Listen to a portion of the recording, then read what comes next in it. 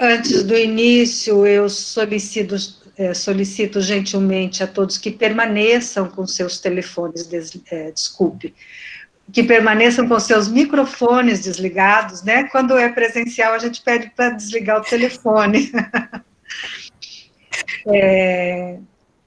Qualquer comentário vocês podem fazer pelo chat, e se houver perguntas, nós também solicitamos que vocês deixem no chat.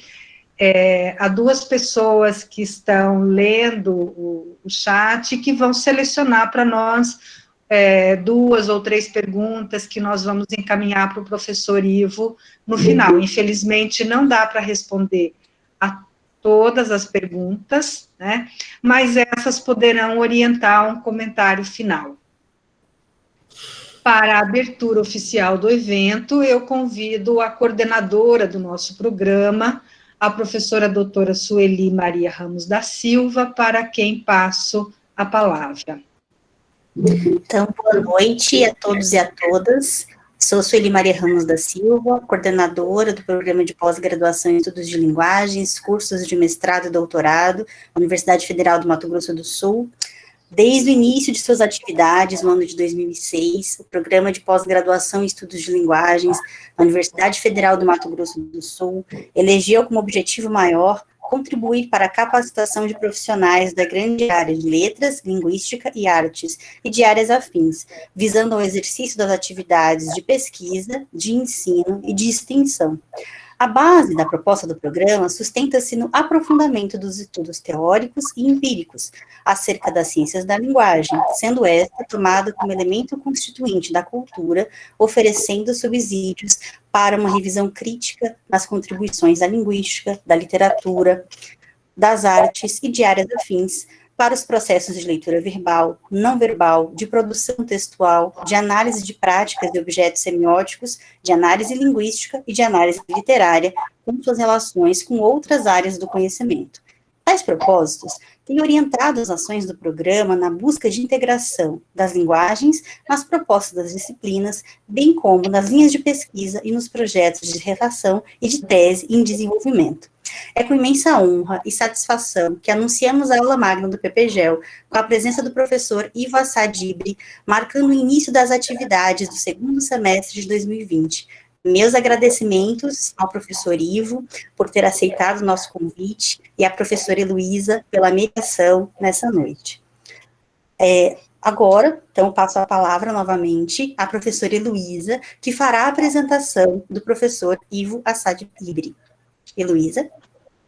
Ok. É com grande honra também que apresento a vocês o professor Ivo Assad Ibri, por quem tenho grande admiração e respeito. O professor Ivo Ibri é professor titular da PUC São Paulo e professor doutor da Faculdade de São Bento, São Paulo. É editor responsável das revistas Cognition e Cognition Estudos e coordenador dos encontros internacionais sobre pragmatismo, ambas realizações do Centro de Estudos de Pragmatismo da PUC São Paulo, que fundou em 1998. É membro fundador do GT da ANPOF, Semiótica e Pragmatismo, iniciado em 2016. Foi presidente da Charles Sanders Peirce Society, Estados Unidos, de 2015 a 2016, e integra, desde 2009, o corpo de consultores do Peirce Edition Project da Universidade de Indiana, Estados Unidos, que edita a obra cronológica de Charles Sanders Peirce. Em 2020, foi eleito presidente honorário da Sociedade Peirce Latino-Americana, fundada em 2019, no México. Esta aula magna se dá aproximadamente um ano após uma colaboração anterior do professor Ivo Ibri com o nosso programa, em agosto de 2019, quando proferiu uma conferência focada em interfaces teóricas entre semiótica e pragmatismo. Esta noite ele propõe uma reflexão sobre um tema popular, as fake news e os chamados fatos alternativos, os quais ele aborda de uma perspectiva filosófica, considerando não apenas seu status lógico, mas principalmente suas consequências de natureza ética. Passo a palavra, então, ao professor Ivo Ibre, a fim de que ele possa dar início à sua fala. Ao mesmo tempo, peço licença a todos para compartilhar um arquivo de slides que vai acompanhar a fala do professor Ivo.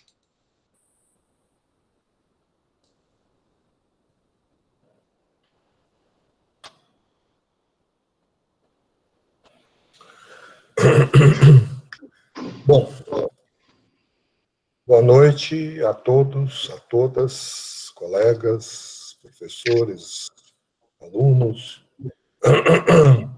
É com muita alegria que eu estou novamente numa atividade da Universidade Federal do Mato Grosso do Sul, né, aqui em Campo Grande, e queria agradecer o muito honroso convite do Programa de Pós-Graduação de Estudos de Linguagem dessa universidade, na pessoa da sua coordenadora, a professora doutora Sueli Maria Ramos da Silva, e a minha queridíssima professora doutora Heloísa Bortolotto Guise, com quem temos trabalhado durante anos, né, juntos, e vamos continuar trabalhando.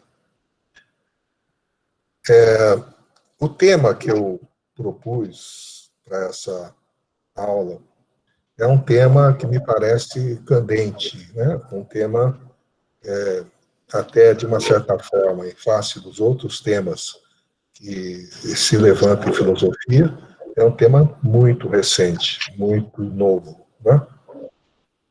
Eu vou procurar mostrar para vocês que, não obstante seja um nome novo e tem uma certa aparência de um tema novo, essa ideia do fake news, né, das notícias falsas, né, falsificadas, ela não é tão nova assim. A história vai mostrar a presença dessas falsas notícias, né, ou um uso que se traduz num uso arbitrário da linguagem, não é?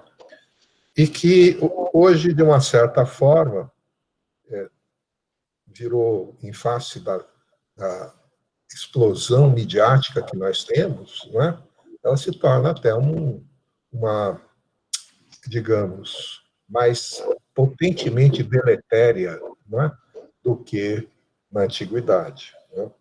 Onde o uso da linguagem desconectada dos fatos e da realidade era topicamente, historicamente tópica, né? Em certas regiões culturais. Agora, não é? Nós temos uma pandemia. Não estou falando da nossa pandemia, dessa pandemia que está nos trancando em casa, uma pandemia de notícias, não é? Que, enfim, permeia toda a humanidade, né? O planeta todo, não é? Uma grande rede de comunicação, ágil, rápida, não é? E que consequências tem tudo isso? Esse é o ponto que, de uma maneira breve, claro, como cabe numa aula, né? De maneira breve, apontar as nuances éticas que as notícias falsas, essa expressão tem sido praticada, né, de fatos alternativos podem acarretar. Né?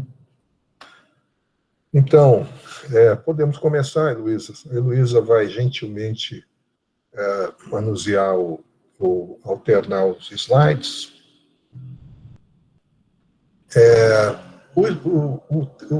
Os slides têm uma parte gráfica, né, ilustrativa, mas são trechos de textos sobre os quais eu vou ler com vocês, né? São trechos pequenos de texto, e depois somar a esses textos um comentário adicional, né, para elucidar determinadas passagens, né, teóricas que são importantes para a compreensão da abordagem que nós vamos fazer aqui. Então, o tema é consequências socioéticas das fake news e alternative facts.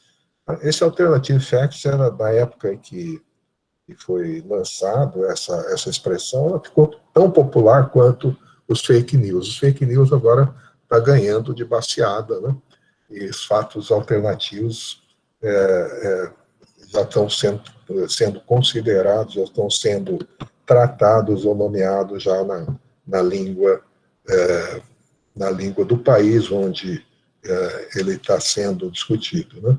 Mas, de qualquer modo, eu mantive a origem da nomeação, que é a do inglês, né? Alternative facts, fake news já virou universal, uma expressão universal.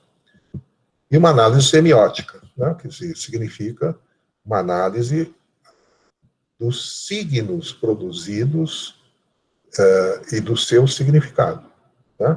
Signo é alguma coisa que representa uma outra coisa chamada objeto, né? Os signos têm objetos, signos são formas de representação, né? E a semiótica é a ciência que estuda essa relação signo-objeto, interpretação, né? As interpretações que os signos recebem, e uma coisa muito importante na semiótica, extração persiana, que é aquele que será objeto da nossa abordagem, é muito importante a presença do objeto, né? Então, o objeto, na própria definição de signo, ele aparece, o Peirce chama de segundo. O que significa um segundo? Né? Que não é o signo, né? Significa que ele é um outro. A palavra segundo, na filosofia persiana, ela está intrinsecamente ligada à noção de alteridade. Vamos lembrar que a alteridade vem do latim alter significa outro, não é? Algumas ciências, por exemplo, de natureza psicológica, psicanálise, se fala muito o outro, né? Numa referência intersubjetiva, né? Mas outro, em filosofia, nesse sentido, pelo menos, que é colocado pelo Peirce, é qualquer outra coisa que não o signo, ou qualquer outra coisa que não uma mente cognitiva, uma mente que representa, né, esse outro, né? Então, o outro é, digamos, o constituinte básico do que nós chamamos realidade, né? Essa ideia de realidade também é bom explicitar de maneira breve, como cabe aqui, né? O conceito de realidade que será tratado aqui, nomeado, traz a ideia de que real é alguma coisa que fica independente das nossas opiniões a respeito dela, realidade, e independente da maneira como nós gostaríamos que ela fosse, independente das nossas narrativas a respeito dela, né? Então, narrativas são feitas, né? Há narrativas que têm uma certa ancoragem, né, nesses fatos, ou no que chamamos desse outro, esse segundo, e há narrativas que não se ancoram nos fatos, né? A linguagem é uma coisa maravilhosa, né? Mas ela pode criar um mundo, né? Pode criar um mundo imaginário e desprendido desse outro, ele fala, a linguagem fala desse outro, mas não pergunta para esse outro se o que ela está dizendo, né, tem alguma factibilidade, ou é razoável, né? Esse é o mínimo conceito que se pode dizer de signo verdadeiro, né? A verdade, a ideia da verdade é a ideia básica de correspondência. Vamos trocando os slides, eu estou adiantando algumas coisas, mas na sequência dos slides a gente vai expondo esses conceitos, tá? Então, isso eu já comentei, eu mantive o fake news, né?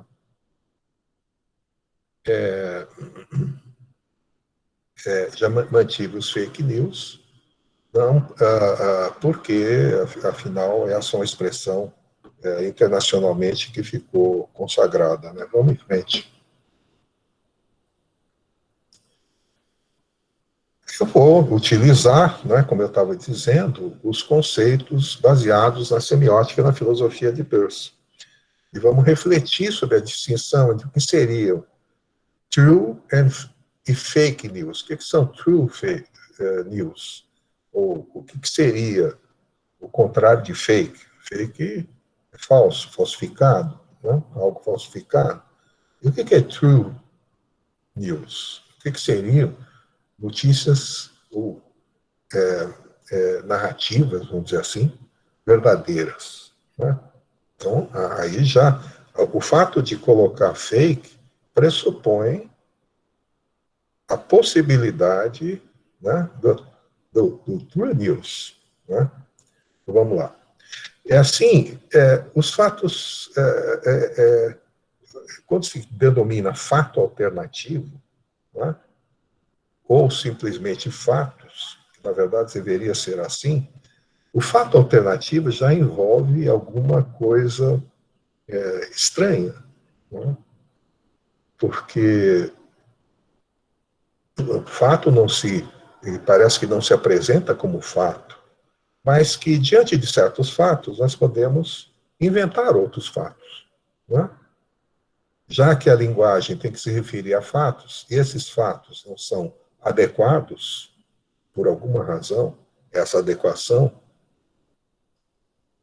na maioria das vezes, é uma inadequação ética, é uma inadequação do que os verdadeiros fatos, ou os fatos reais, vamos dizer assim, possam conduzir a uma interpretação inconveniente para algum grupo de interesse, né?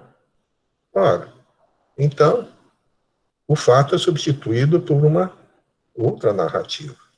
Eu narro os fatos de acordo com o que for conveniente narrar, né? E para tornar verossimilhante ou razoavelmente correspondente à descrição desses fatos. Eu descrevo os fatos, né? E crio os fatos para que essa descrição se adapte aos fatos. Gente, isso é quase uma loucura, né? Eu tenho dito nos meus cursos que um dos motivos de insanidade é a indistinção que uma mente possa possuir, ou ter, ou praticar, uma indistinção entre mundo real e mundo imaginário.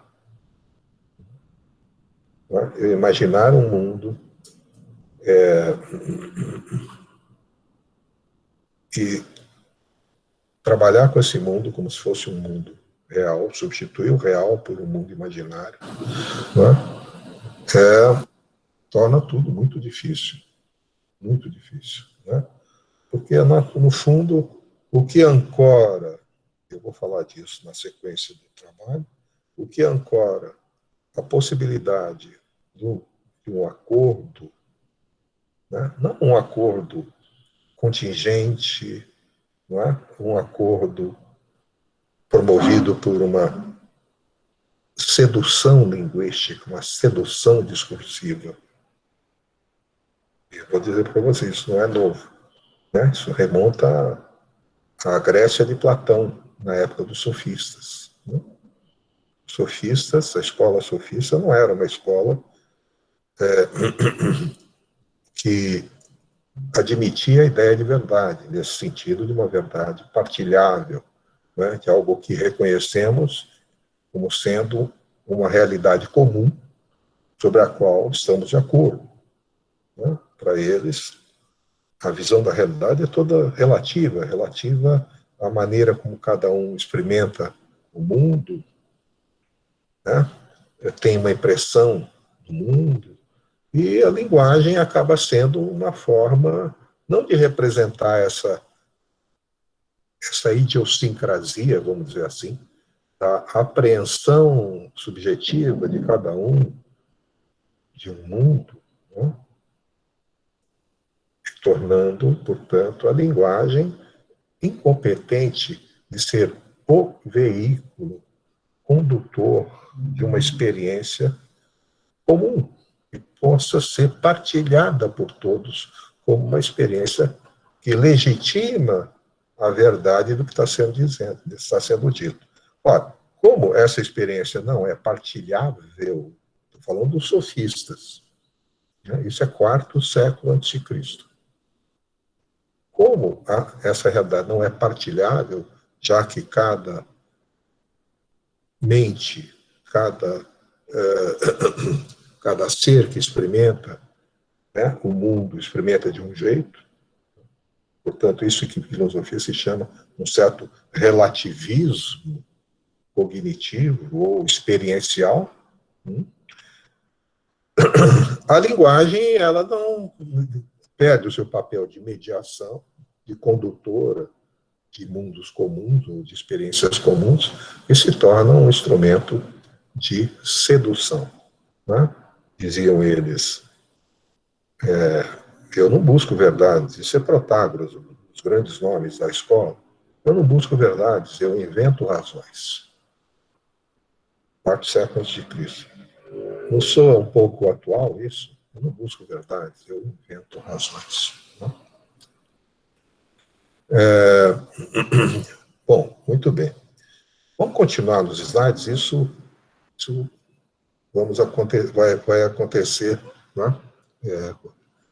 Fatos nesse sentido seriam aquilo que resultam do modo como não apenas nós humanos agimos e nos inserimos em um teatro social, mas também como circunstâncias históricas diversas confluem para definir o lado duro do que chamamos alteridade. Isso é um termo técnico na filosofia de Peirce. O que é duro? Vou dar um exemplo que todos estamos vivendo. É duro o fato de ter um vírus, né, que está nos trancando em casa, né, que me impede de ir para Campo Grande. Eu gostaria de dar presencialmente essa palestra. Depois, né, a Heloísa e os colegas me levariam para tomar um chopp, um churrasco, uma maravilha. A gente tem que abrir mão disso, um horror. Não é? Mas, fato duro é que tem um vírus lá fora que ele não é o que nós queremos que ele fosse. Ele é um outro. Esse é um belo exemplo de Alper. Né? Ele é independente do que queremos ou pensamos que ele é. Aliás, a ciência está tentando descobrir como é que ele se comporta. Está lidando com a dureza da alteridade dele para tentar representar, né, como é que ela se comporta, qual a sua conduta. E a hora que conseguir representar, essa alteridade fica, né, dissolvida na representação, e essa representação podia chamar, olha, essa teoria científica que identificou como esse vírus se comporta, a conduta dele, é uma teoria que pode ser considerada verdadeira, porque ela representa a conduta e pode prever como ele se comporta. É tudo que se quer de uma boa teoria a respeito da realidade. É que ela tenha competência preditiva, que ela possa iluminar a região escura do tempo sobre todos os objetos do mundo, que é o futuro. Toda a nossa racionalidade, em grande parte, é voltada para essa função. Né? Descobrimos os objetos que são duros em volta de nós, um enxame de coisas duras. Né? Por que é duro? Porque são independentes de nós. O tempo já é duro. O tempo, no sentido cronos, no sentido grego do cronos, o tempo flui, não é? Inexoravelmente. Não é? Nós já estamos em setembro, incrível. Não é? Tem gente que está ainda falando, puxa vida, o Natal acabou ontem. Ou eu estava na praia em janeiro e tal, né? Depois tive que correr para me trancar em casa. Mas o Cronos corre um outro duro. Nós somos seres finitos porque o tempo é duro, ele é um outro, é um segundo. Essa noção de segundo é muito importante. Muito importante. É com base nela que se pode dizer o que é falso e o que é verdadeiro a respeito do mundo. Se queremos falar do mundo. Se queremos falar de objetos imaginários, essa natureza, ela se dissolve. Para dizer, ela praticamente se anula. Não é? Quando Shakespeare escreveu Hamlet, Hamlet não resistiu e não foi duro com ele. Em nenhum momento da escritura, Hamlet teve o poder de protestar contra Shakespeare, falando assim, escuta, você não está respeitando a minha alteridade. Hamlet não tem nenhuma alteridade. Nenhuma. Ele é objeto imaginário. Muito bom.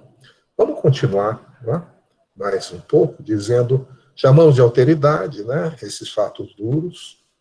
Sob esse prisma, dizer que a representação dos fatos, quando corresponde razoavelmente ao modo como eles se apresentam à experiência, passível de ser uma experiência, passível de ser objetivamente partilhada, são considerados verdadeiros. Semioticamente, pode-se dizer que a verdade seria uma condição de correspondência, isso é importante, entre signos e objetos, alguma forma de correspondência. Não é? Se eu disser que está nevando lá fora, e essa sentença não tem correspondência com o fato.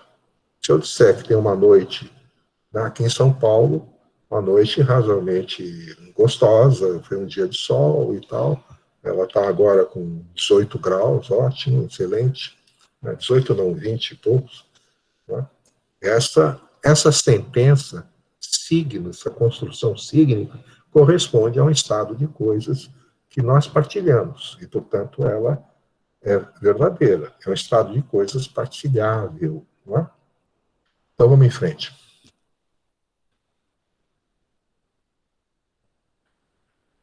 Nesse âmbito, né, vai surgir questões de consequências éticas. Né? Que consequências éticas traria o abandono do compromisso com a possibilidade da verdade, assim concebida como correspondência com os fatos? O que acontece se abandonarmos os fatos? Porque a verdade seria uma busca convergente para uma monossemia. Vou falar já daqui o que significaria esse termo. Enquanto a polissemia seria apenas eticamente viável no âmbito da arte e do estágio hipotético da pesquisa científica. Então, vamos entender o que é essa monossemia. Monossemia, semion, né, sentido, em grego, mono, então, um sentido. Né?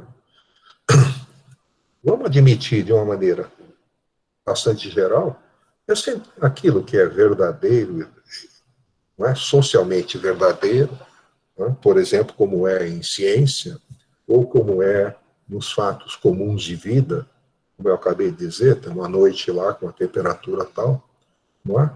Isso é monossêmico, não é polissêmico. Não há muitos sentidos nisso, a não ser que eu queira fazer um poema disso, ou queira fazer uma narrativa de diversos modos. Mas o sentido básico, na descrição do fato, é um só. Não é? São dois. Né? Então, esse é mais agudo em ciência. Né? As teorias científicas das ciências chamadas duras, né? Elas não têm dois sentidos. Não há dois sentidos na teoria da relatividade, não há dois sentidos, né, em biologia. Por exemplo, se eu pegar o conceito ou a lei da fotossíntese, a fotossíntese é muito bem definida. Ela tem um sentido só. Ela não é alvo de uma polissemia. Agora, a polissemia, ela pode ser praticada, não é, nos objetos imaginários. Não é? Por quê? Porque eu não tenho essa âncora de um estado de coisas fático. Isso é importante. Não é? Então, eu tenho dado esse exemplo para meus alunos. Não é? Você fala, recorda o conceito de unicórnio. Não é? Unicórnio é um cavalo com chifre na testa. Grosseiramente. Né?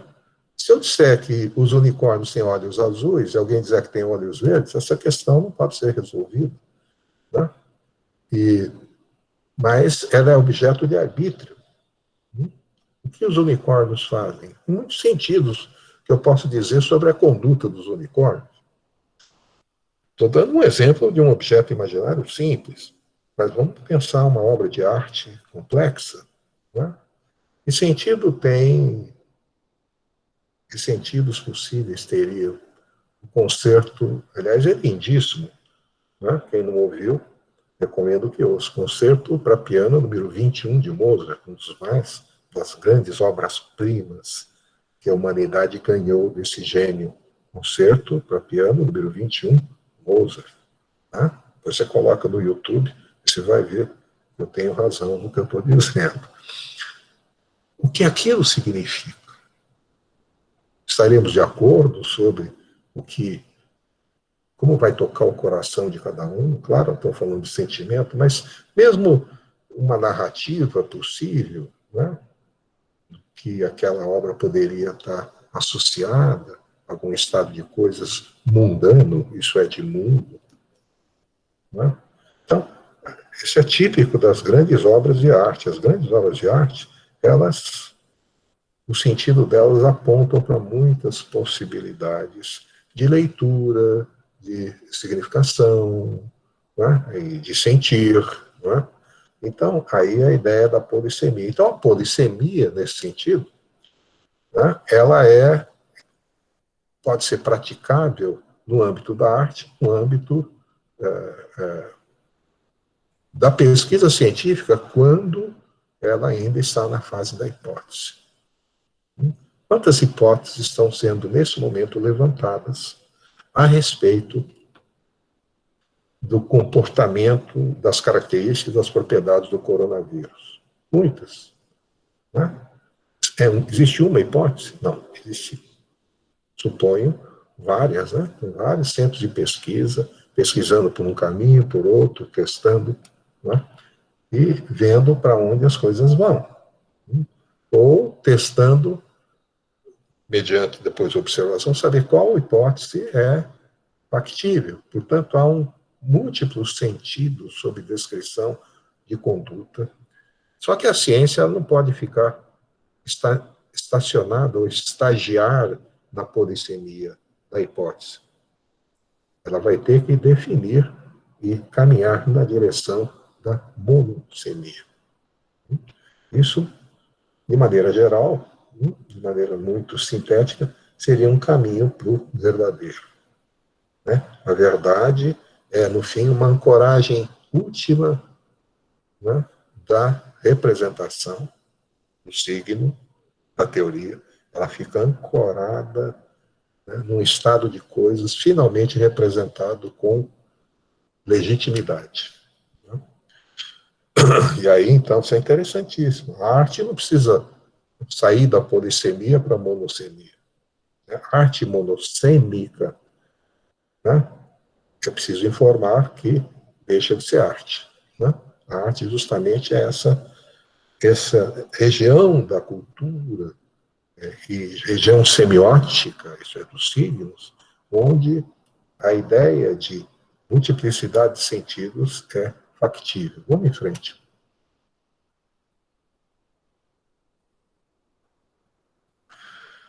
Não seria, por exemplo, também a expressão pós-verdade, que está associada a esses dois conceitos, um termo também contemporâneo aos conceitos fake news, fatos alternativos, simplesmente o seu simples abandono. Né?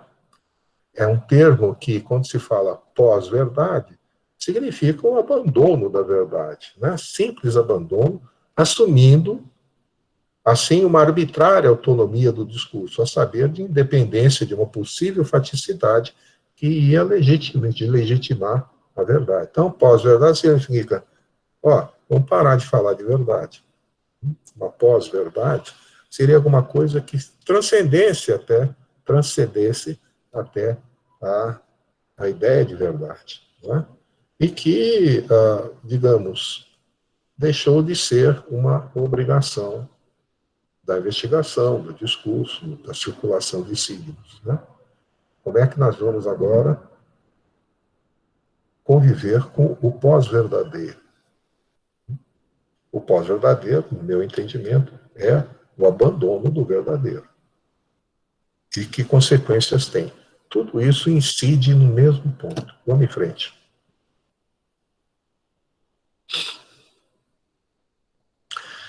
Ainda nessa linha de inquirição, ou de inquisição, ou de investigação, podia pensar que consequências éticas teriam uma apropriação indébita da possibilidade da polissemia dos signos, a serviço de interesse de grupos, nessa época das mídias digital e dos big data, associada a uma pública circulação alucinante de informação. É realmente alucinante.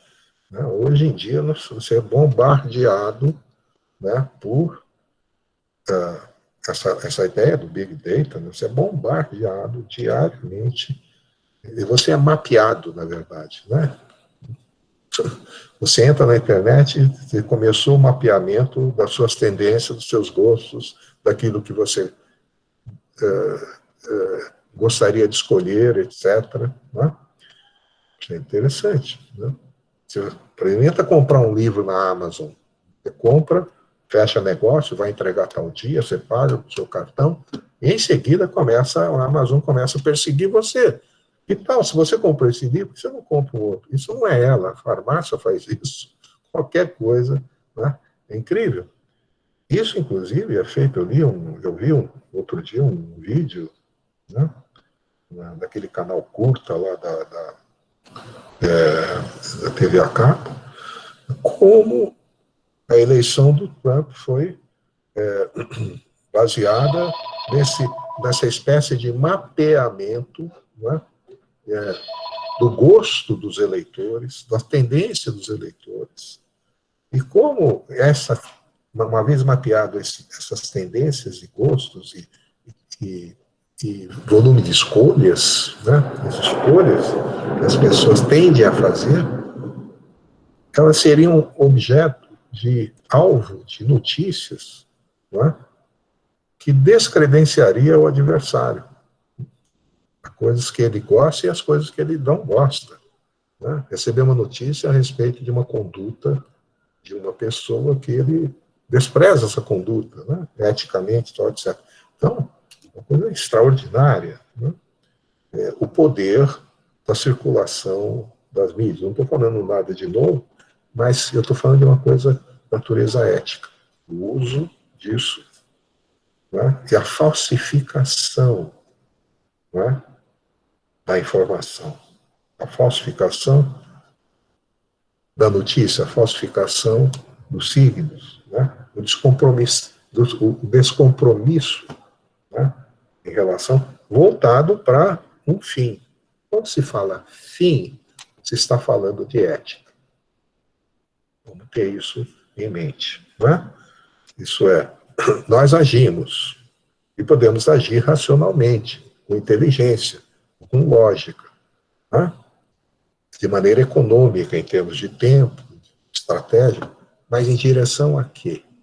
Qual é o fim da ação? Né? Ética é uma ciência dos fins da conduta. Né? Isso é uma definição clássica, bastante geral, mas bastante elucidativa. Não é? Então, quem mente vendo em vista um fim. Isso que é importante, vamos continuar vendo aqui. Né? O próximo, por favor.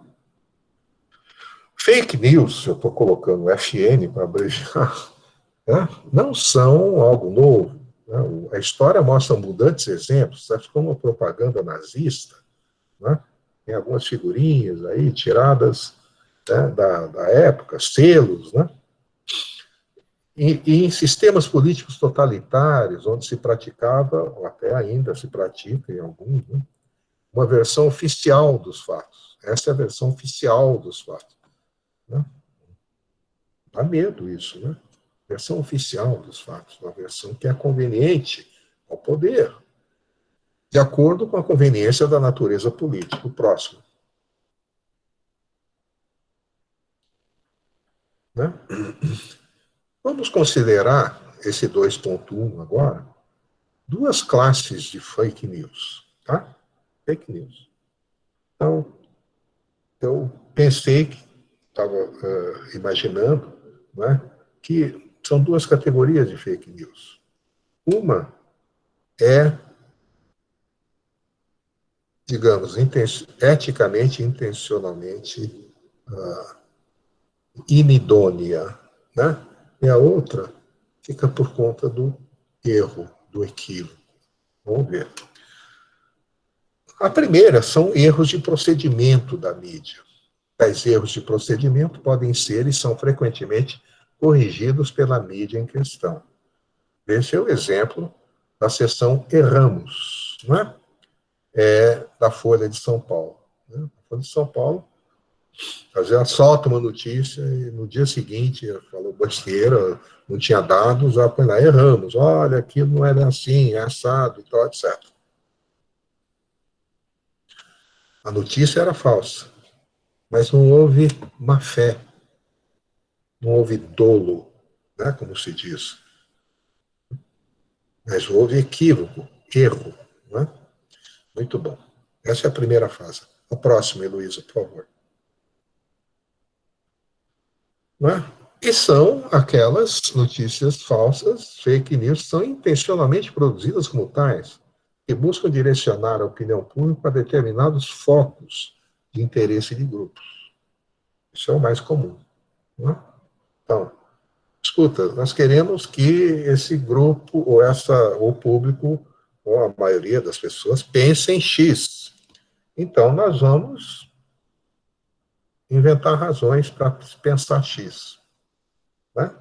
Isso é uma reencarnação do velho Protágoras. Vamos inventar. Só que Protágoras, ele não poderia ser julgado do seu ponto de vista moral. Ele era um cético. Né? Ele era, filosoficamente, ele era um homem que não acreditava de verdade, entre aspas, quase uma contradição, na possibilidade da verdade. Todo homem é a medida de todas as coisas. Você deve ter ouvido falar essa frase. Ela precisa ser bem interpretada. Não é todo homem. Não é? Eu me escuso de dizer todo homem, no atual momento, vou dizer todo ser humano. Né? Só que ele não tinha esse tipo de preocupação. Todo ser humano é a medida de todas as coisas. Ele não está falando de todo ser humano no sentido de um gênero. Ele está falando de cada ser humano. Medida de todas as coisas significa eu, indivíduo, vejo o mundo de um jeito, você vê de outro, você de outro. E essa diversidade de apreensões de mundo não pode ser comungada. Né?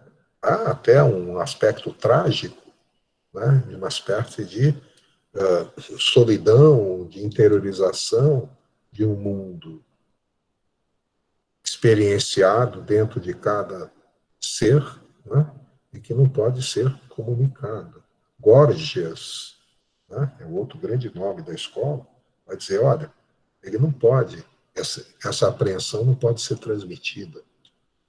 Significa um descredenciamento da linguagem como mídia, como mediação. Interessante. Né? A linguagem passa a ser usada, olha só, como retórica, pura retórica. A arte de convencer por habilidade retórica, isso é. Né? Eles eram professores dos políticos, que podiam, dos nobres, inclusive, né, que queriam ganhar posições políticas e exercer poder político na polis grega. Interessante. Você vê que isso não é novo, esse descredenciamento da linguagem, né? A ideia, se bem que aqui não há, veja, as consequências éticas, isso é interessante nesse período da história, a polis grega entra em uma tremenda decadência cultural, financeira, política, né? Moral. Quando se abre mão do verdadeiro, da verdade, o grande risco é esse. É o esgarçamento do tecido social. O esgarçamento significa a fratura, né, do tecido social, dos fins comuns, né, em fins particulares, fins de grupo. Então, aquela famosa expressão filosófica que vem também dos gregos, né, a ideia de bem comum. O que é bem comum? Aquilo que é um sistema de predicados, né, que serve a uma comunidade, o que é reconhecido como bons predicados e bons fins para uma comunidade, não para um indivíduo, nem para um grupo de pessoas. Tá? Isso tudo está no plano da ética e no plano da política. Como instituir o bem comum? Que bem é esse? Né? Que fins a conduta social deve almejar, né? E se organizar na direção desses fins. Né? Então, vamos para a próxima. Tem aqui uma notícia interessante, né? Volta um pouquinho, Luiz. Saci nasce com 2 pernas e sofre bullying na escola. Essa, pelo que o jornal chama sensacionalista, né? Então, né? Aqui uma manchete da CNN. Are alternative facts really facts? Sempre uma pergunta importante. Fatos alternativos são de fato fatos. Essa pergunta, né, é a respeito daquele conceito de dureza que eu falei. Fato alternativo não tem dureza. São pequenos Hamlets, né, homens que viram barata, do Kafka, e não tem resistência nenhuma a quem está criando a narrativa. Né? A ideia, inclusive, de ficção. Ficção. Né? Vamos em frente.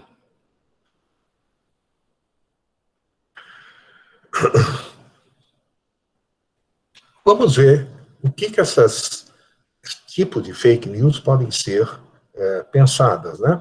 Então, ambas classes podem ser submetidas a juízos de natureza ética. Vamos ver. Correção de erros de procedimento só em, né, esse verbo é bacana, né, só em, né, se basear, costumam se basear no compromisso com a realidade dos fatos. Por que corrige? Interessante.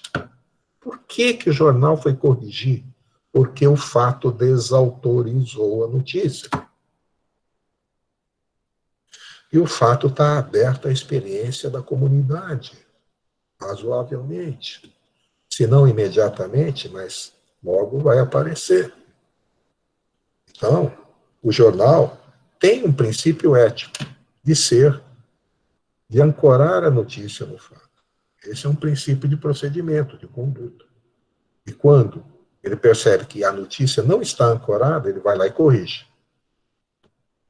Porque o fato desautorizou. Muito bem. No segundo caso, a produção intencionada de notícias falsas oculta os fatos ou os tornam alternativos. Em ambos os casos, a linguagem torna-se instrumento de ficção. É por essa razão que eu estou comentei os sofistas. Né? É um instrumento de ficção, um instrumento de sedução. Né? Vamos em frente.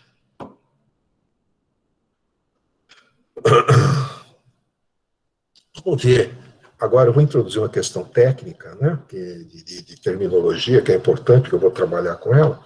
A distinção semiótica entre objeto imediato e objeto dinâmico. E, no fundo, se reduz entre realidade e ficção. Né? O discurso sem âncora e os fins particulares. Na semiótica, o objeto imediato também é uma descrição bastante geral, uma conceituação bastante geral. Né? A complexidade dessa distinção ela pode ser aprofundada, mas não é o caso aqui. O objeto imediato é objeto como representado. O objeto dinâmico é um objeto, em linhas gerais, que baliza o objeto imediato, ou seja, no fundo, é um objeto real, entre aspas, real. Não é? Então, uma coisa é uma teoria sobre como o coronavírus deve ser, ou é. A outra coisa é como o coronavírus é de verdade, na sua realidade. Né? Objeto dinâmico. Tudo que o objeto imediato quer, que é objeto que está na teoria, na hipótese, na descrição, é chegar próximo do objeto dinâmico, o mais próximo que ele conseguir. Ou seja, representar a realidade dos predicados que estão nesse objeto, independente do imediato. É um objeto dinâmico, de uma certa forma, ele tem alteridade, ele é um segundo, alteridade, um segundo em relação à sua representação. Não é? Vou dar um exemplo histórico.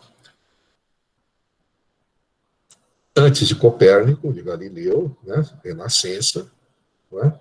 O objeto imediato da astronomia era a Terra está no centro, os demais planetas, inclusive o Sol, giram em torno da Terra.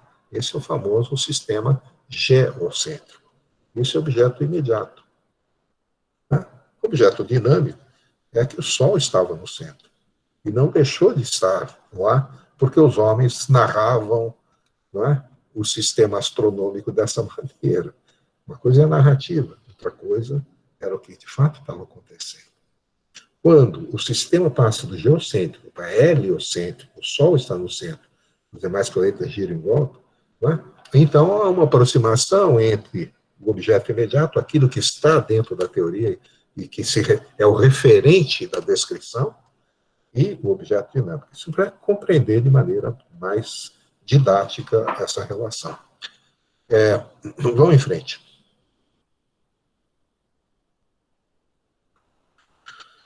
Ficção e fake news. Tá? A ficção eticamente sã. O que é uma ficção eticamente sã? Isso é um termo meu. Né? Então, eu assumo. A arte e a ciência, o seu estágio de hipotética. De uma certa forma, eu falei sobre isso. Né? A arte, na época, quando está levantando uma hipótese, a hipótese não é nem verdadeira nem falsa. Ela é uma tentativa de construção de uma mídia, de uma mediação que representa a conduta do objeto investigado. É tudo o que uma ciência quer. Representar as características, os predicados, como esse objeto se conduz. É isso que uma sofisticada ciência faz, ou uma pessoa quando quer conhecer outro. Pelo menos num procedimento de conhecimento aberto à experiência. Né? E não numa primeira impressão. Né? Mas observar a conduta, observar o comportamento, construir um signo, uma representação do objeto, que seja gradativamente legitimado pelo próprio objeto. É objeto dinâmico que deve ter a última palavra para sua representação. Né? O objeto imediato, que está dentro da representação, tudo que ele honestamente, eticamente deveria querer é ser um bom representante do objeto dinâmico. Então, arte e ciência. A arte, né? A ficção é a natureza da arte. A arte é, por natureza, ficcional. Mas ela tem relação. Ela pode até dizer do mundo, mas ela não diz com o compromisso de monossemia. Uma arte que é monossêmica, ela não é arte, ela é uma narrativa verdadeira, né? Ou aproximadamente verdadeira. Agora, ela tem um outro papel, não é? De tomar, se inspirar, tomar aspectos que a estrutura lógica do fato não capta, mas outros aspectos dela, né? E fazer a metáfora dessa estrutura lógica, a metáfora desses outros aspectos, até de sentimento, emocionais que são carreados no fato, e tornar isso uma obra de arte. Né? Ou abandonar o mundo. Abandonar o mundo. Fazer ficção pura. Criar mundos possíveis. Essa é uma boa definição de arte. Que, aliás, é a mesma definição que Peirce adota tirado do seu pai. O pai dele era um grande matemático. O pai dele definia matemática como sendo a ciência de mundos possíveis.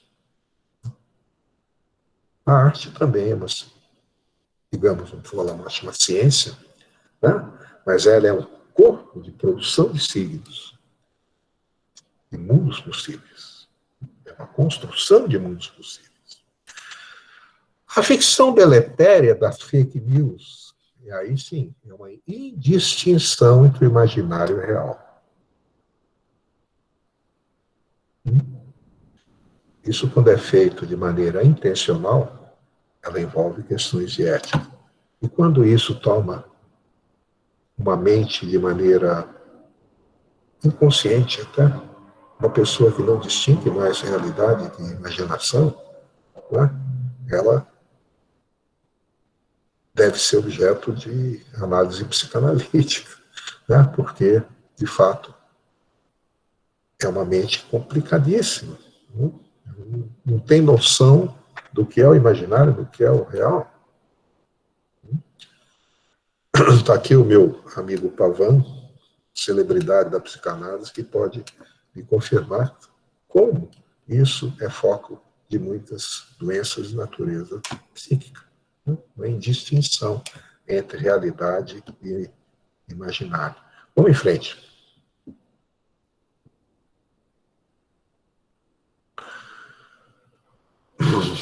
Crenças falsas, não é? Retardam, no fundo, a história. Os fake news produz fatos. Claro, as pessoas acreditam, vão agir, julgam, né? Têm conduta numa direção errada. Estão sendo conduzidas para um fim, que é o fim que aparentemente interessa a um grupo. Mas o mundo real, ele não é feito de narrativas, ele é um mundo real. Ele é um mundo em que os fatos têm consistência, deve ter consistência, não é? Mínima consistência. Não é? Nós vivemos razoavelmente num cosmos, as coisas têm uma certa ordem. O tempo tem a natureza de uma lei, ele flui ordenadamente. As pessoas podem ser iludidas que estão adotando uma conduta na direção X, que X seja um fim que ele aprova, mas no fundo aquela conduta não leva para X, leva para um outro fim que satisfaz um determinado grupo. Né? É o que eu chamei de crenças falsas que levam a fins falsos. O que são fins falsos? Não são os fins nos quais você crê que sejam bons fins. Então a contradição vai aparecer, na grande maioria dos casos, mas isso vai retardar uma história. Né? Retardar uma história. É como se você fosse, saísse, você está num bairro novo, você acabou de mudar, não é? Eu quero ir comprar pão ou ir para a farmácia, cada caminho errado que eu pego atrasa a minha atividade, de uma certa forma. Cada erro meu, eu tenho que recuar, voltar, corrigir. Né? Esses erros são erros históricos. A história está coalhada disso. Erros históricos, de conceito, de fins, de valores, erros de valores. Né? Que levam até uma massa enorme da humanidade a um equívoco, uma ilusão, né? Como se tivesse ido na direção de um fim, e aquele fim era uma ficção, estava satisfazendo algum grupo de poder. Vamos em frente.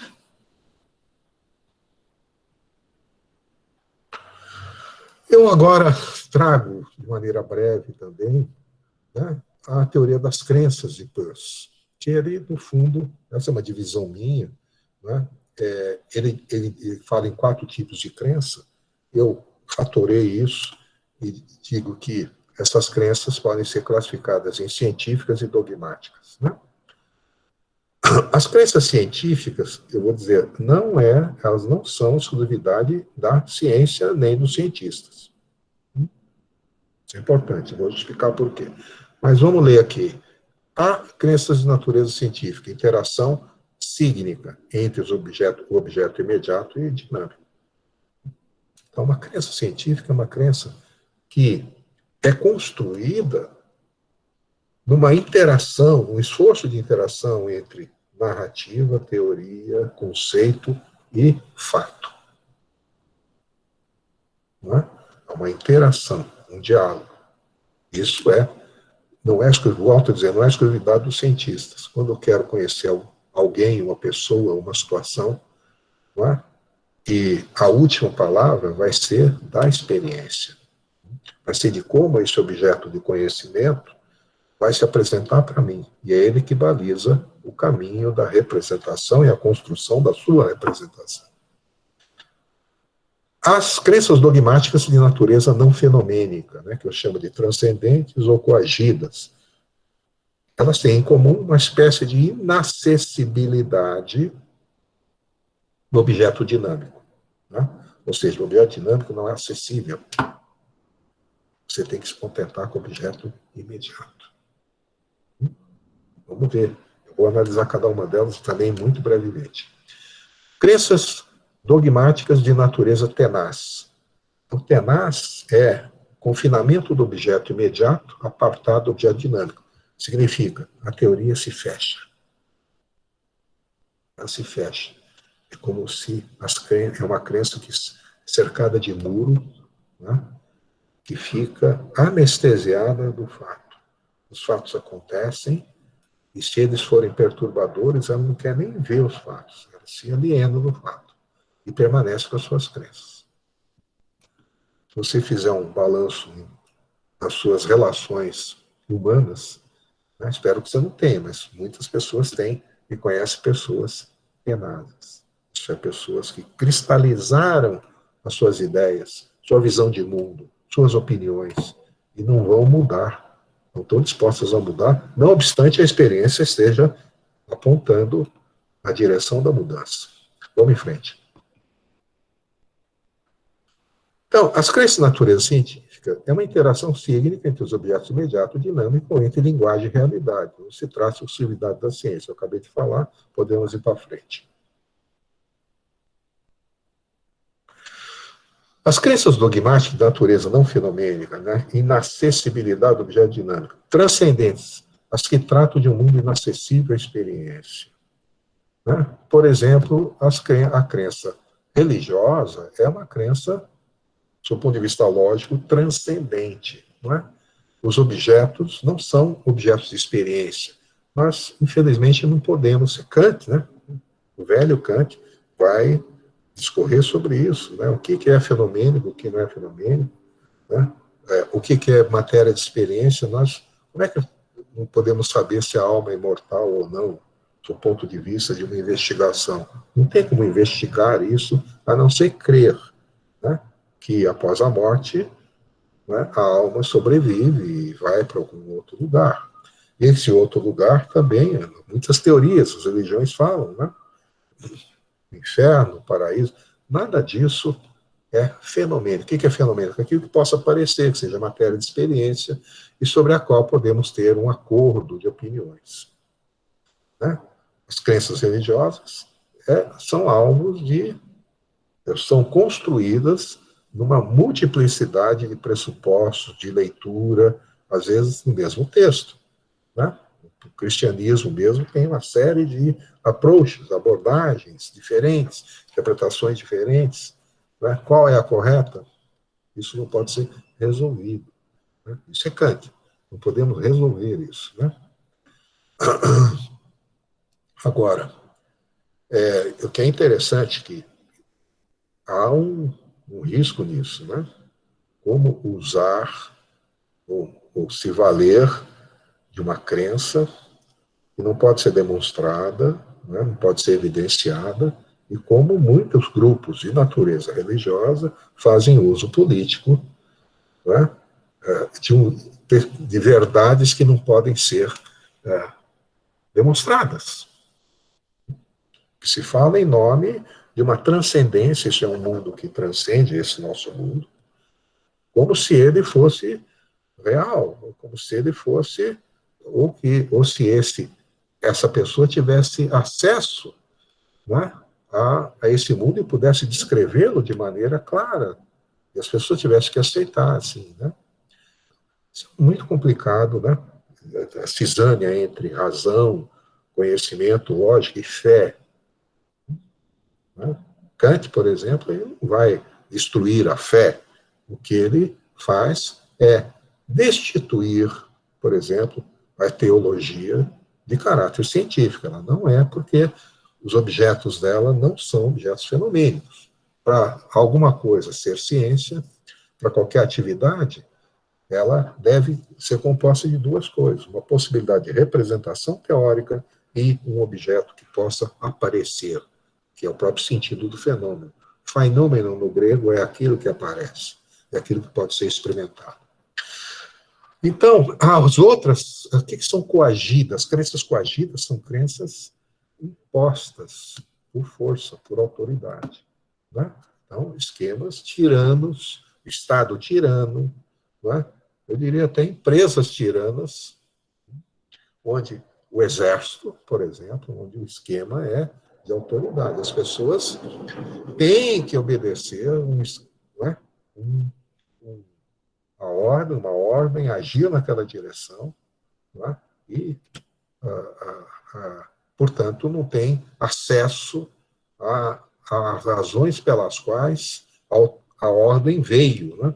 Veio uma ordem nessa direção, com limites, está certo? Muitas vezes o próprio exército receber uma determinada ordem até a pessoa fala, puxa, parece interessante, vamos recuar, vamos avançar, mas por quê? Você não tem acesso ao objeto dinâmico. Quem tem é o líder, né? Aquele que está comandando. Né? Assim também numa empresa muito fechada, né? Hoje em dia as empresas, pelo menos as mais arejadas, né? A informação circula, as decisões são razoavelmente coletivas e tal, mas no fim alguém toma uma decisão e as pessoas têm que seguir. Vamos em frente.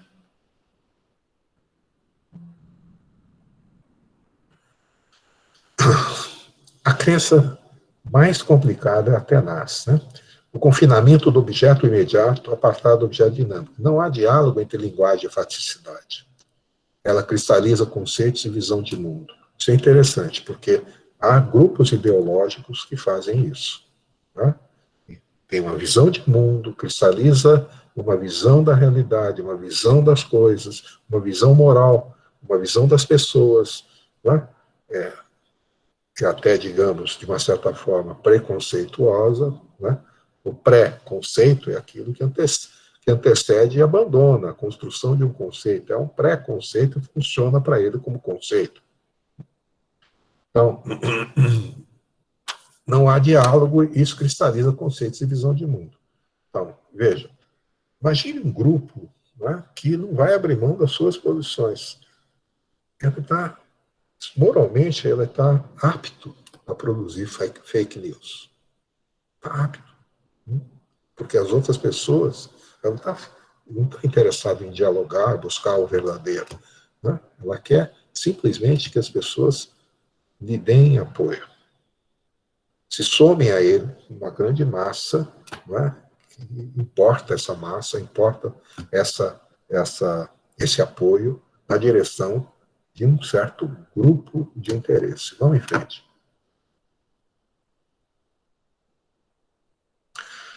Nós estamos próximos do final, tá? Então, uma síntese. Que tipo de crença conduziria as fake news? Vamos em frente? O discurso ficcional só pode pretender induzir crenças dogmáticas, porque ela não pode exibir credencial. O que é o dogmático? É aquele que não dá acesso aos fenômenos, né? Ou aquele que se impõe por autoridade, e aquele que se fecha, que é o tenaz, né? Ao diálogo com a experiência. Então, o discurso ficcional, né?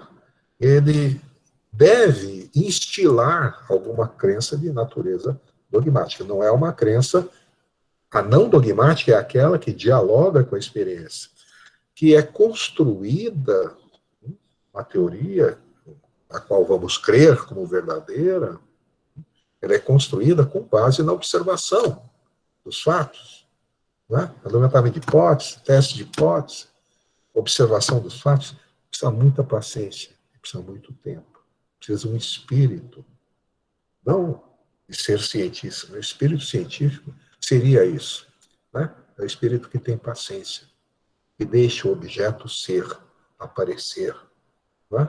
Sabe que o outro, a alteridade, né, ela só pode ser julgada, entre aspas, né, no sentido de juízo, construir um conceito a respeito dela, né? Só pode ser julgada mediante a conduta dela aparecer e autorizar o que se fala dela. Por isso, nós precisamos de paciência. Não existe cognição sem temporalidade. E essa atitude de legitimar o que se fala sobre as coisas, né, com base no comportamento, na experiência das coisas.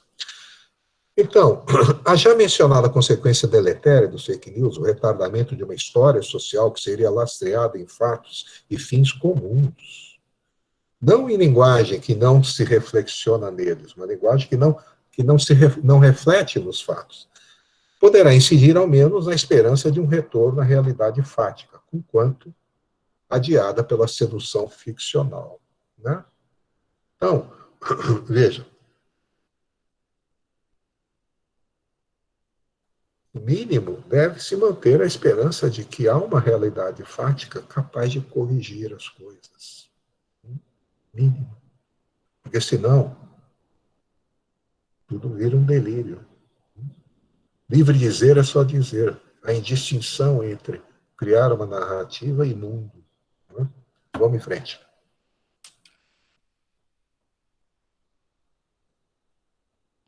Talvez a maior consequência deletéria seja induzir as opiniões tenazes, a saber, aquelas que se apegam a hábitos judicativos unicamente escorados na interioridade do discurso, impregnados de valores imunizados ao diálogo. Não é? A pessoa se pega a determinados conceitos, se agarra àqueles conceitos, cristalizam aqueles conceitos, são modos de leitura de mundo, né? E que torna aquele esforço de cognição dispensável. Eu preciso conhecer, eu não preciso observar, eu já tenho a verdade comigo. Né? Essa verdade que se afasta do real, né? Ela é fake. Pode ter certeza disso. Vamos em frente.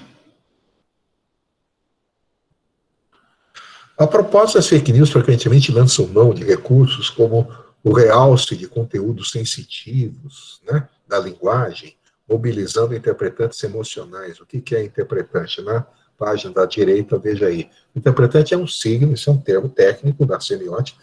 Interpretante não é intérprete. Interpretante é um signo que interpreta o outro.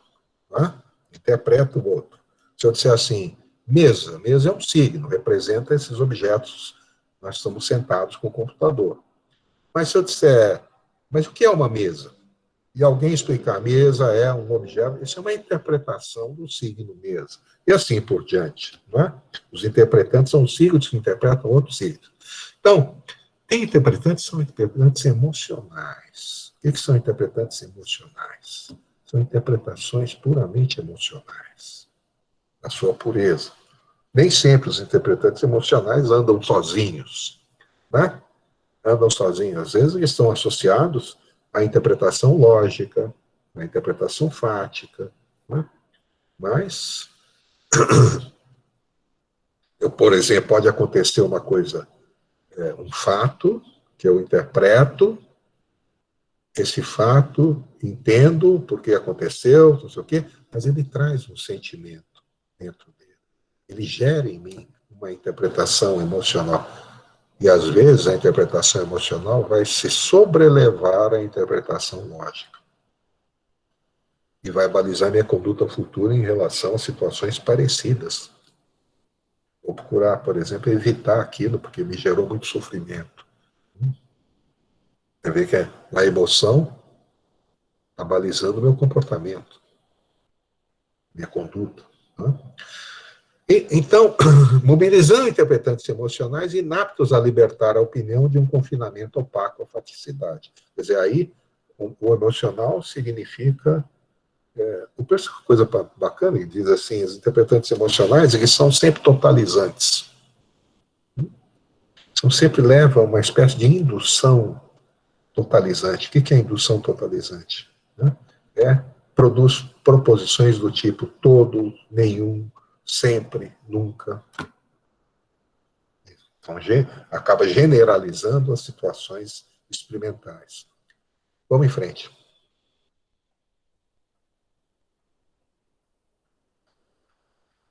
Em resumo, parece que a realidade, malgrado sua dureza, permanece sendo a âncora que poderia mediar a possibilidade de um saudável acordo de opiniões, importante para a sustentação de caros valores a uma comunidade que se pretende solidária e comunicativa.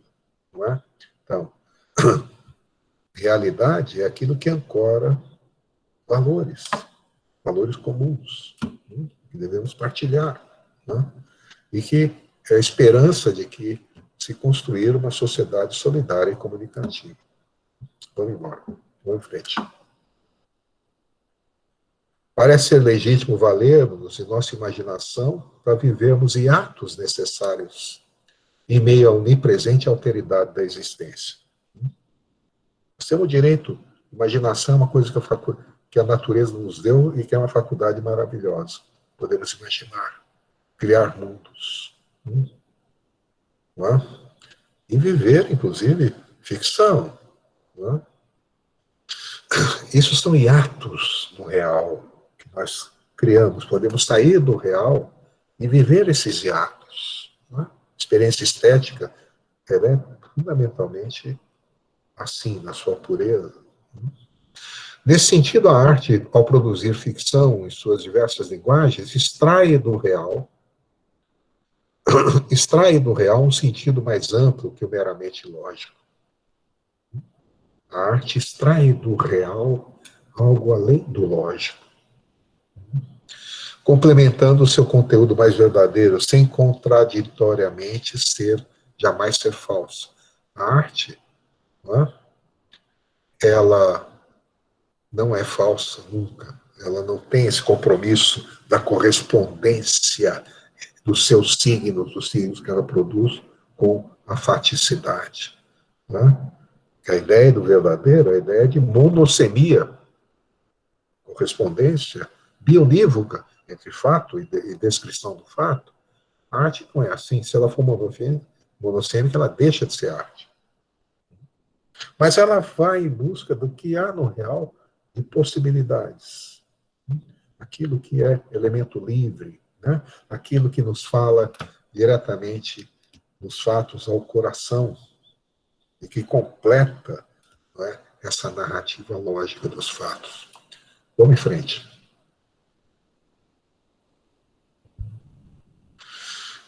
Práticas ficcionais da linguagem que se pretende verdadeira, descrevendo mundos como se ancorados em fatos. Como se ancorados em fatos. Ocultam tão somente a escusa intenção de submeter a inteligência da comunidade a crenças dogmáticas, fazendo-as servas dos seus interesses. Esse é o lado moral, ético da questão. Vamos em frente. Não é demais esperar que as, por vezes, longas pernas curtas da mentira não retardem em demasia a saga de uma narrativa verdadeira, tão importante para o lastreamento ético de uma comunidade. Próximo. É isso. Obrigado pela atenção de vocês. Tá?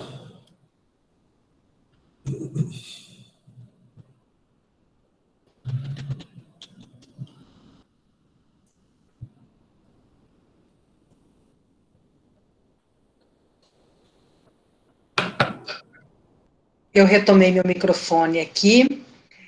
Nós temos, professor Ivo, uma pergunta e duas perguntas, talvez, e um comentário.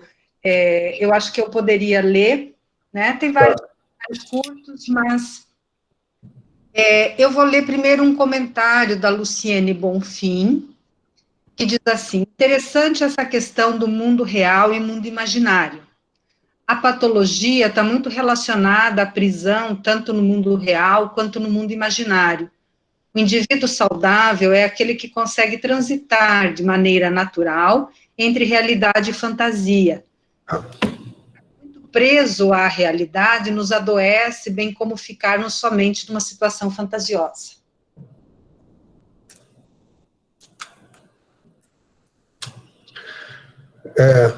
Vou comentar isso? Comentar o comentário? É um comentário, mas se você... Comentário que eu comento dizendo que eu estou absolutamente de acordo.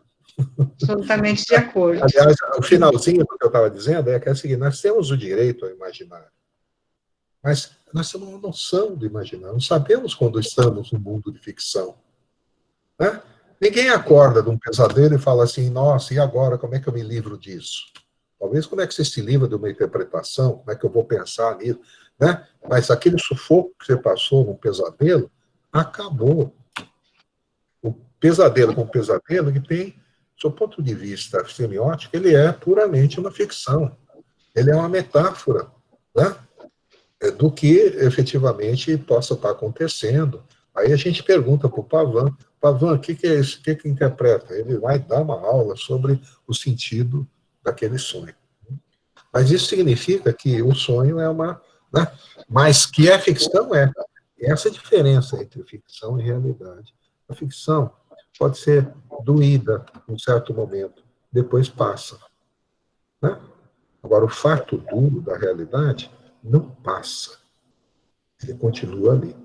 Né? É só ter a experiência de perder uma pessoa querida.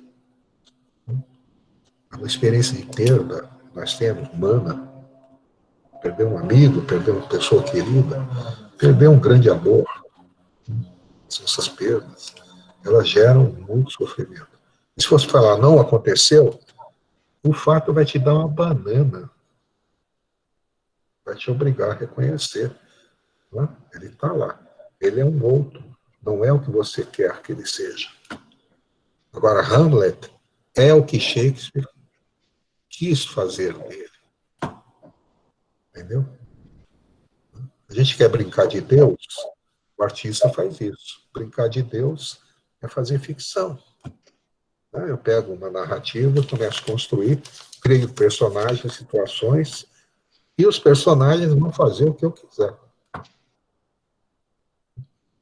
Aliás, é bacana isso. Mas um escritor, né, saudável, como diz a pessoa que comentou, ela não vai confundir, né, a ficção que ela está construindo com a vida real dele. Fala assim, que coisa chata, essa pessoa não me obedece, o meu personagem obedece. Não.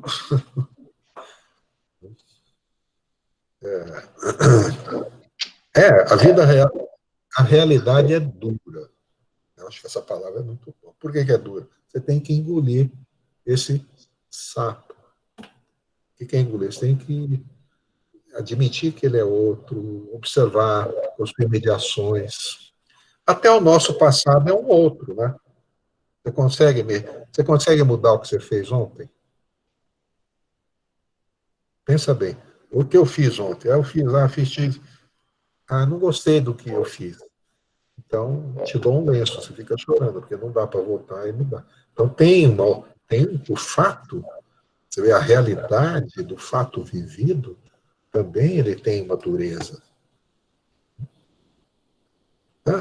Como também, você vê, nós somos seres inseridos no tempo, nesse assunto. Né? O real nos insere num tempo em que o passado não é mais mutável e o futuro é um enigma. O que a gente pode fazer é tentar adivinhar para onde as coisas vão, já é um grande passo. E para adivinhar para onde as coisas vão, é preciso de, não pode ser ficção, inventar realidade. Nós precisamos ver o que aconteceu, refletir e ver para onde as coisas vão, autorizado pelas coisas, pelos fatos. Chega. Uhum. Pois não. Tem uma questão aqui, eu acho até que você comentou depois, fez comentários que respondem, mas eu posso ler e a Márcia Olson diz assim: o professor afirma que semioticamente a verdade seria a correspondência entre signo e objeto. Entretanto, em uma notícia falsa, o signo, entre a notícia, e o objeto, entre parênteses, narrativa enganosa, me parece que correspondem, pois há uma intenção de disseminar essa narrativa fictícia e enganosa. Ou estou enganada na minha interpretação? Então, eu acho assim, enquanto você não estiver lidando com alteridade, você não tem como falar em correspondência. Né? Quando Kafka escreveu Metamorfose, ele fez um homem virar barata, e o homem virou a barata corresponde ao que ele queria. Né? Agora, queremos estudar como funciona o coronavírus, e queremos encontrar uma teoria que proporciona construir uma vacina para neutralizar o efeito deletério dele, né? Mas eu não posso dizer, ó, coronavírus, você vai se comportar assim, ó, e escrevo. E entrega, alguém entrega. O coronavírus vai ler e falar assim, oh, puxa vida, eles querem que eu me comporte assim. Bobagem. Ele é outro, independente desse esforço gigantesco que quantos centros de ciência estão buscando saber como é que ele funciona para construir mediações verdadeiras, né, que correspondam a ele. Né? Claro que uma narrativa falsa, o que eu escrever vai corresponder ao que eu escrever. Os objetos não têm resistência, não é verdade? Os objetos imaginários não resistem. Por isso que é gostoso imaginar. É uma delícia, né? Fazer. Você quer um exercício, escrever um conto, você pode escrever um conto e não ter qualidade literária, isso é outra coisa, né? Mas escrever um conto é uma delícia. Por quê? Então agora eu vou criar um personagem assim. E se o personagem começar a te encher, você some com ele. Nós não podemos fazer isso na vida real. Eu sei que a gente queria sumir com alguns personagens com os quais a gente coabita. Não dá. Eles são reais. Eles são outra coisa que não a nossa vontade, né? O nosso desejo. Né? Não à toa, né? Em alguma uma passagem famosa do Sartre, o Sartre vai falar: a única saída para a náusea, e a náusea tem essa ideia, no fundo, de lidar, é o inferno dos outros, né? O inferno do outro, o inferno. Né? A náusea vem dessa existência, que você tem que construir sentido, lidar com a alteridade, não sei o quê. A única saída para isso é a arte. Por quê? Porque na arte eu sou Deus.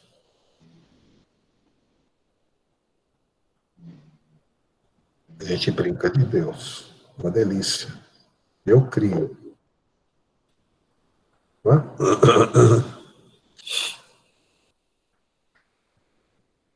Então, Ivo, tem só mais uma pequena questão, mas eu acho que ela é importante para finalizar, tá?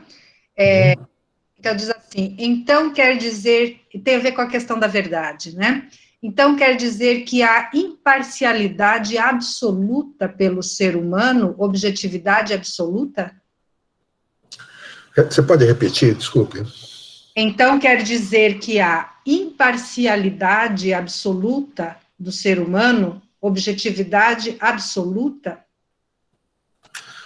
Veja, se é que eu entendi a questão, né? O que significa imparcialidade, né? enfim, você não pode... Eu sou parcial quando eu faço ficção. Eu vou fazer os personagens serem o que eu quero. Né? Se eu estou fazendo uma investigação sobre o real, eu não posso ser... Se eu for parcial praticando ciência, né, eu serei banido da comunidade. Né? Porque eu vou inventar uma coisa. E alguém vai verificar e falar, esse cara é um salafrário, não é nada disso. Né? Aí um físico fala, olha, não sei o que funciona assim. Né? O outro vai lá no laboratório e fala, não funciona. Você mentiu. Isso é uma das coisas importantes, né? A investigação científica, ela já pressupõe um comprometimento ético com a verdade. Você não pode falsear resultados.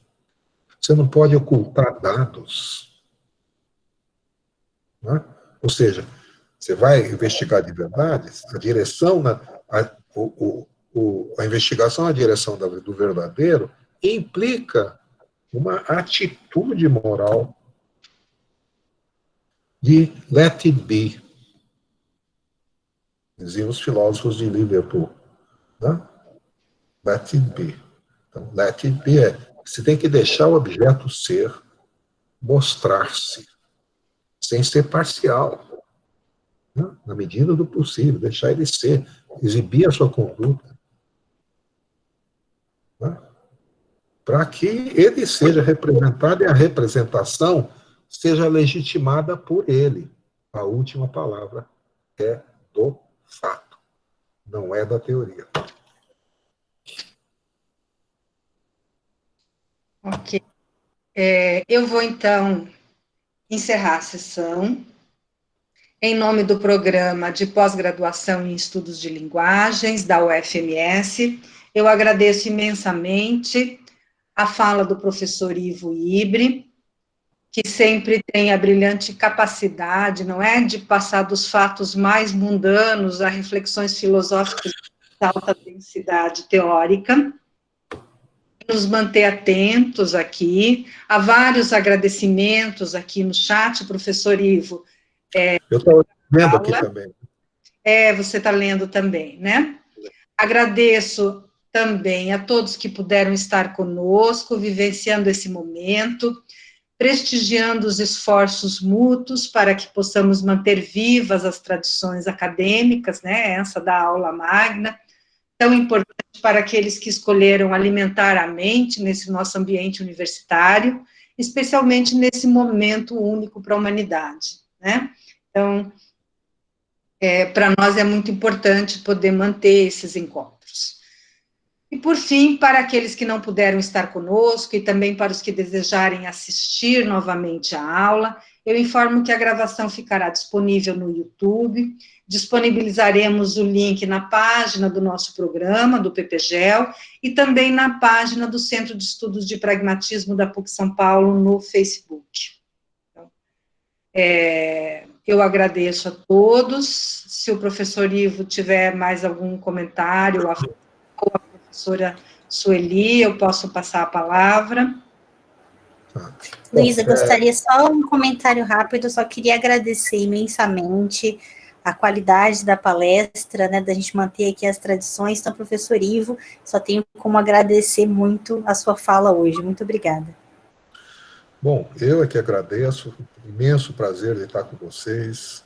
Espero voltar mais uma vez, mas quem sabe na próxima, né, presencialmente, né, para podermos tomar um chopp junto. Que brincadeira é essa, né?